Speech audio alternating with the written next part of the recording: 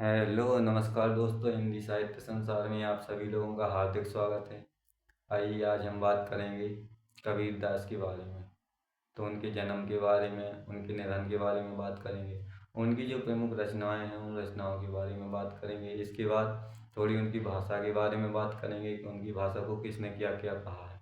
इसी के साथ उन लाइनों से शुरुआत करते हैं कि हाथों में पड़ गए छाले हैं फिर भी कलम संभाले हैं, हम हिंदी साहित्य वाले हैं।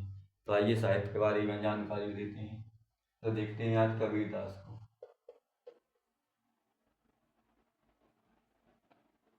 कबीरदास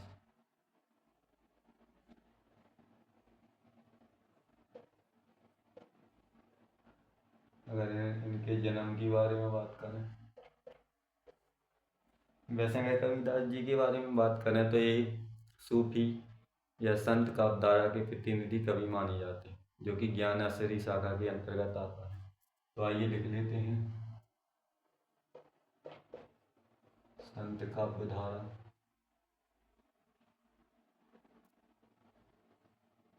संत काव्यधारा और ज्ञान आश्रय, ज्ञान आश्रय काव्यधारा के प्रतिनिधि कवि, प्रतिनिधि कवि माने जाते हैं। कवि,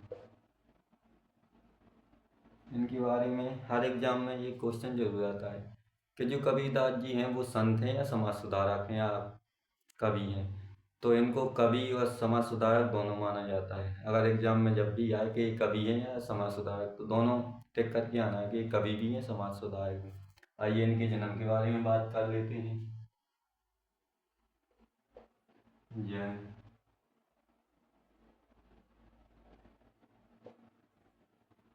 कबीर का जन्म 1398 ईस्वी, 1398 ईस्वी बनारस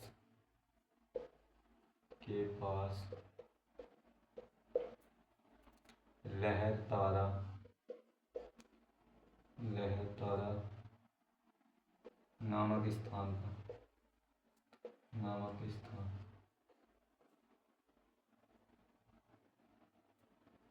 वैसे इनके माता पिता के बारे में वैसे कोई जानकारी तो नहीं मिलती है, लेकिन जो इनके पालन करता है, जिन्होंने कबीर का पालन पोषण किया है, वो एक मुस्लिम दंपति मानी जाती है जिनका नाम नीमा और नीरू था।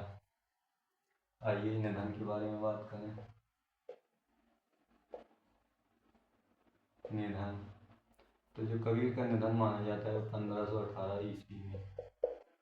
तो इनकी जो अवस्था या आयु माने तो लगभग 120 वर्ष की मानी जाती है।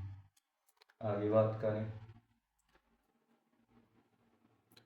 ये भी निधन बनारस या काशी के पास, काशी के पास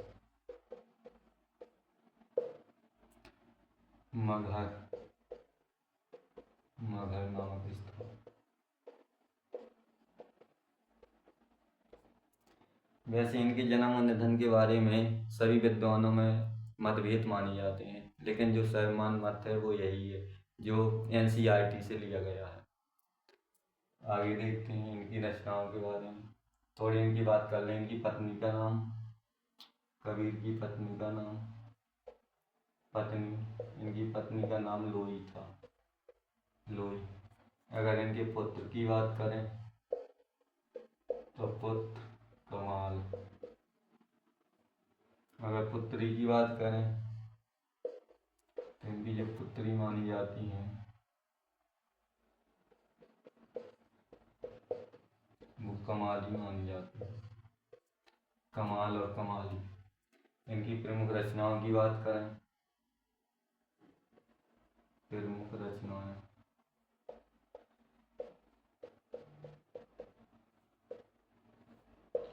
अगर रचनाएं की बात करें तो इनकी जो रचनाएं हैं वो साखी, शबद और रामायणी, ये 3 खंड हैं। इनका जो संकलन है वो बीजक नाम से इनके शिष्य संत गुरु धैमदास ने किया था।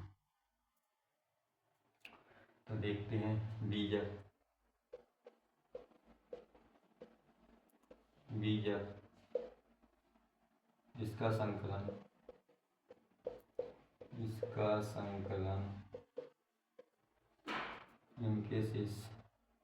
इनके शिष्य माने जाते हैं। इसका संकलन इनके शिष्य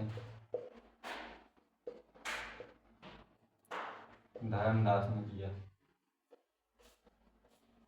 धर्मदास ने किया। अगर साखी में इसमें बीजक में देखेंगे कौन कौन से रचनाओं के पद संकलित हैं, तो आइए वो भी देख लेते हैं। बीजक में संकलित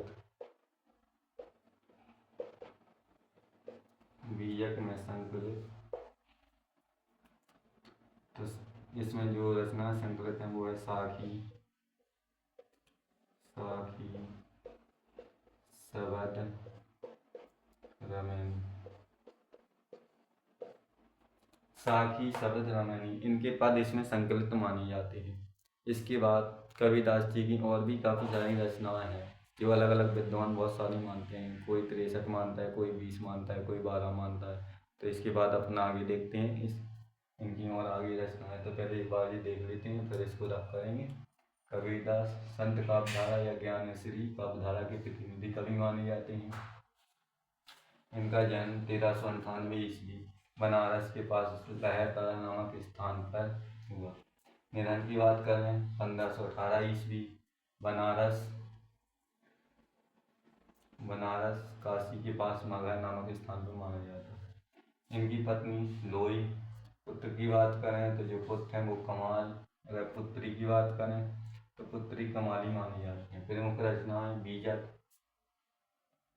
अगर बीजक की बात करें तो इसका संकलन इनके शिष्य धर्मदास ने किया। बीजक में संकलित रचनाएं या इनके पद तो साखी, शबद, रामायणी ये इसमें संकलित है। और आगे देखते हैं इनकी रचनाएं, तो इसको रफ कर देते हैं। इनकी बहुत सारी रचनाएं हैं, तो जो आगे देखते हैं।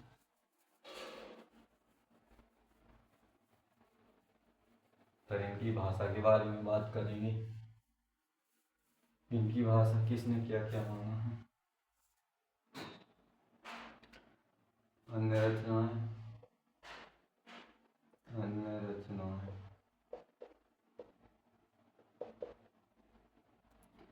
तो सर्वप्रथम अपन देखते हैं अगाध मंडल,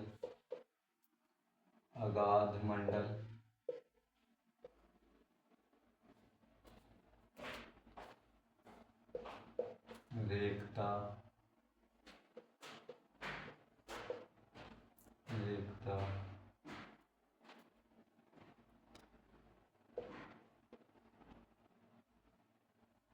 विचारमाला,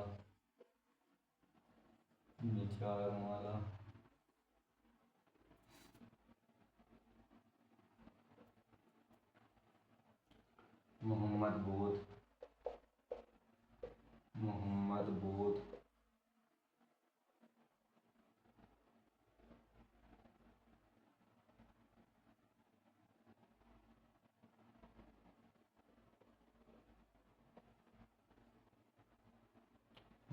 बोध, आगे कबीर की वाणी,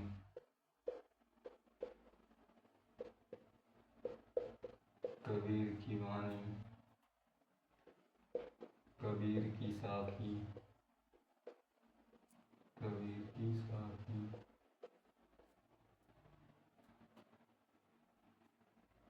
ज्ञान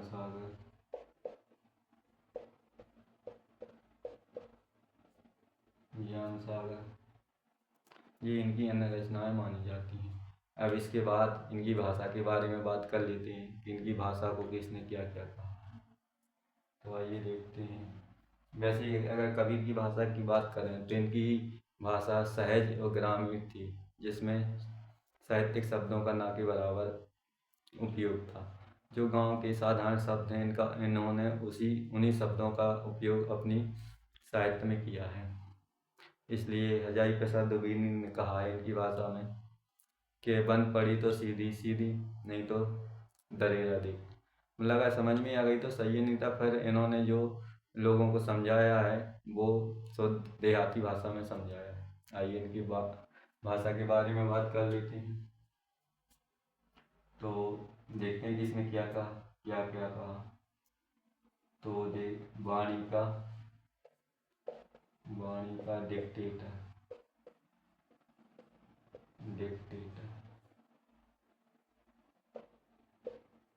अगर वाणी का डिक्टेटर है तो इनको वाणी का डिक्टेटर कहा है हजारी प्रसाद द्विवेदी ने।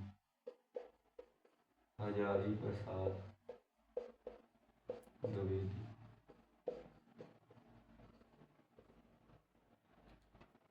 और आगे बात करें तो सदुक्कड़ी भाषा, अगर सदुक्कड़ी भाषा की बात करें तो इनकी भाषा को सदुक्कड़ी भाषा कहा। सदुक्कड़ी भाषा कहा आचार्य रामचंद्र शुक्ल ने।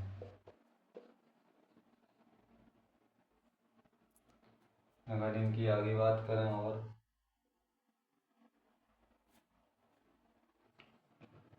पंचमेल खिचड़ी,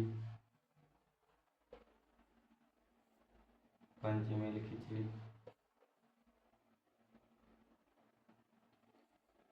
पंचमेल खिचड़ी की बात करें तो इनकी भाषा को पंचमेल खिचड़ी कहा है श्याम सुंदर दास ने। श्याम सुंदर दास। तो ये रही कबीर के बारे में जानकारी। देखते हैं अन्य रचनाएं। अगाध मंडल, अगाध मंडल, रेखता, विचारमाला, मोहम्मद बोध, कबीर की वाणी, कबीर की साखी, ज्ञान सागर। ये आप लोगों को साखी, शबद, रमैनी तो लगभग हर जगह मिल जाएगी, लेकिन ये बहुत मुश्किल से रचनाएं मिलती हैं इनकी। तो ये यूजीसी नेट के लिए अधिकतर मानी जाती हैं, जो उसी में पूछी जाती हैं। और भाषा के बारे में बात करें तो इनकी भाषा कबीर को वाणी का डिक्टेटर कहा हजारी प्रसाद द्विवेदी ने। सदुक्कड़ी भाषा कहा आचार्य रामचंद्र शुक्ल ने। पंचमेल खिचड़ी कहा श्याम सुंदर दास ने। इनके प्रसिद्ध प्रमुख दोहे भी हैं जो मैं आपको बताता हूँ कुछ। जो मुस्लिमों के बारे में बात की इन्होंने कि पाथर जोर के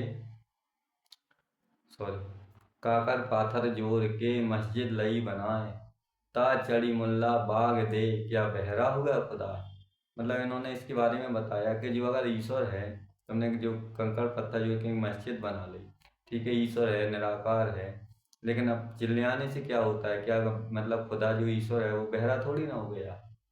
और इसीलिए हिंदुओं के बारे में इन्होंने कहा है कि पाथर पूजे हरि मिले, मतलब अगर पत्थर पूजने से हरि मिले तो मैं पूजूं पहाड़, तो मैं पहाड़ को पूज सकता हूँ, मुझे तो और जल्दी प्रभु के दर्शन हो जाएंगे।